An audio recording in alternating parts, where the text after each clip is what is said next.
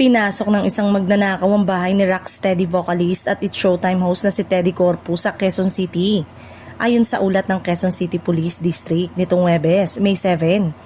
Batay sa investigasyon, nangyari ang insidente noong madaling araw ng Linggo, May 3, kung saan tinangay ng suspect na 24 years old ang ilang gamit mula sa bahay ng TV host. Kabilang sa mga nawala ang isang iPad at ilang alahas.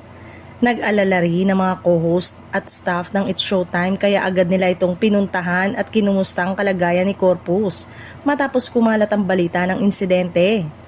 Sa tulong ng CCTV footage at mga screenshot, natunto ng mga otoridad ang suspect sa Barangay Holy Spirit, partikular sa Doña Isidora Street.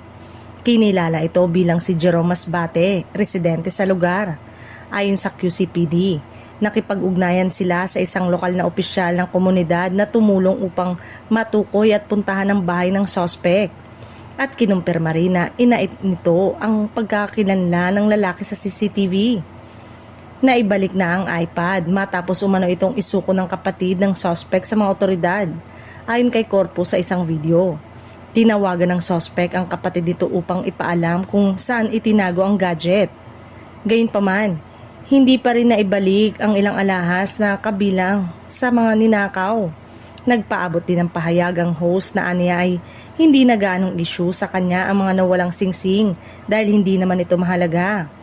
Patuloy naman ang panawagan niya sa publiko na maging mapagmatyag laban sa ganitong uri ng krimen. Samantala, kinasuhan ng nasabing suspect.